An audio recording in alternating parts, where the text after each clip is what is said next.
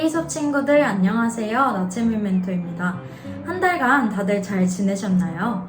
저는 한 해의 막바지에 다다른다고 생각이 들 때마다 조금 더 열심히 남은 한 해를 채워야지 하는 생각을 하곤 하는데요.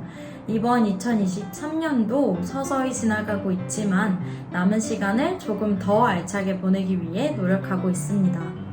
지난 시간까지 바로크 양식에 대해 알아봤는데 기억이 나시나요? 저는 베르사유 궁전과 쇤브룬 궁전 이 두 건축물을 좋아하는데요. 왕권과 종교계가 경직시킨 르네상스 시대의 문화에서부터 자유를 얻은 바로크 양식의 출현이 아름답게 표현되었기 때문이에요. 장식적이기도 하고 입체감이 도드라지고 곡선과 곡면을 통해 건물 외형의 역동성과 유연성을 엿볼 수 있습니다. 이 그림은 러시아의 스몰리 성당이라는 곳인데 유연하다라는 말이 떠오르는 건축물이죠. 사실 오늘 배워볼 로코코 양식은 얼핏 보면 바로크 양식이랑 비슷하다고 느껴질 수 있어요. 몇몇 역사학자들은 로코코 양식을 바로크 양식의 경솔한 연장선 또는 마지막 서곡이라고 표현합니다. 18세기 초반 파리에서 시작되었고 프랑스 전역과 독일, 오스트리아까지 퍼진 실내 장식, 장식 예술, 회화, 건축, 조각을 아우르는 양식입니다. 바로크 양식보다 조금 더 장식적이고 화려하고 섬세해요. 이 사진은 러시아 샹트페테르부르크의 박물관으로 사용되고 있는 예카테리나 궁전입니다. 그럼 한번 생각해 봅시다. 모든 건축 양식의 흐름에는 다 이유가 있었어요. 예술계에서 르네상스, 즉 부활이라는 신호탄을 던지게 되었던 이유가 뜬금없는 것이 아니라 역사적으로 밀접하게 연관되어 있었죠. 절대 권력의 태양왕 루이 14세의 사망 이후 궁정 중심의 바로크 미술은 조금 더 장식적이고 감각적인 귀족 문화로 변화하기 시작했습니다. 이는 외형상의 양식이라기보다는 귀족 취미를 바탕으로 형성된 장식의 개념에 조금 더 가까웠는데 그 이유가 무엇일까요? 루이 14세의 사망이 어떤 영향을 미친 걸까요? 루이 14세가 재위할 당시까지만 해도 왕의 권위를 표현하기 위해 장엄한 효과를 강조했어요. 왕의 권위가 중요했던 루이 14세는 모든 귀족들을 감시하기 위해 베르사유 궁전으로 불러 모아 그들을 통제했습니다. 하지만 루이 14세가 사망하자 귀족들은 자유를 찾아서 베르사유 궁전에서 벗어나서 파리로 돌아왔고 각자의 저택에서 생활하게 된 것이죠.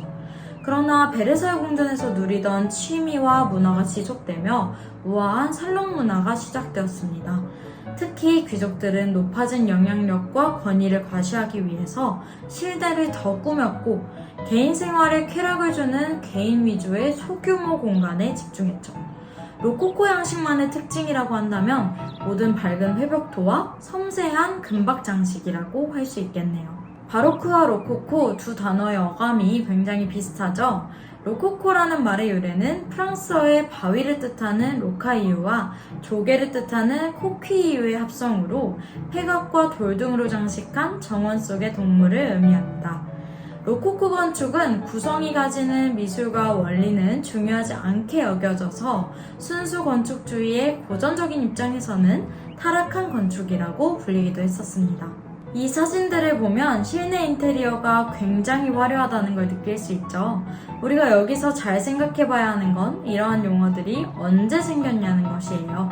로코코 양식은 19세기 신고전주의 미술가들에 의해 고안된 것인데요. 18세기 유행했던 로코코 양식은 한 세기가 지나자 시민문화의 성장에 밀려 혁명과 함께 쇠퇴하게 되었습니다.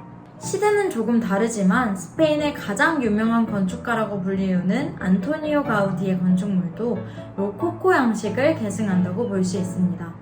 왼쪽 건물은 카사밀라, 오른쪽 건물은 카사바투요라는 건축물인데요. 카사밀라부터 살펴볼게요. 카사밀라는 가우디의 마지막 민간 건축물로 일반적인 건축 양식과 다르게 자연을 모방한 듯한 곡선으로 물결치는 디자인을 가지고 있어요. 물결무늬 넝쿨나무 줄기 모양의 철제 건축 난간, 나뭇잎 모양의 가구가 특징적이라고 할 수 있습니다. 실제로는 그 시기 유행했던 다음에 배울 아르누보 양식과 관련이 있는 것이지만 직선을 피하는 형태가 로코코 양식의 계승이라고도 보여지고 있습니다. 오른쪽의 카사바티오는 해골 모양의 발코니가 특징인 바다를 컨셉으로 한 건축물입니다. 다시 로코코 양식의 프랑스로 돌아와서 마지막으로 로코코 건축 양식을 엿볼 수 있는 미술에 대해 알려드릴게요. 이렇게 섬세하고 화려하고 장식적인 방에 어떤 그림이 걸려있을지 한번 생각해 볼까요? 우리가 흔히 보았던 르네상스 시기, 바로크 시기 미술 작품들도 있을 수 있겠죠.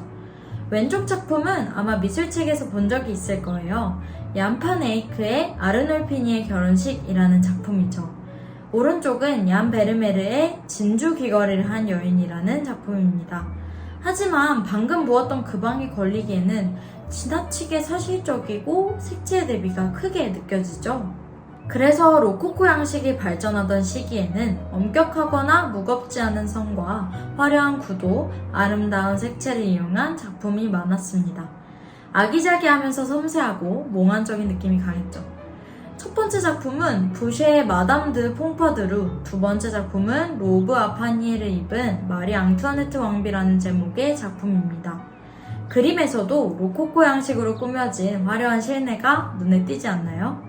로코코 양식의 발전은 그 겉의 화려함에만 집중하기보다는 후에 신고전주의와 낭만주의까지 연결될 수 있는 계기가 되기도 했다는 점에 주목하면 좋을 것 같아요.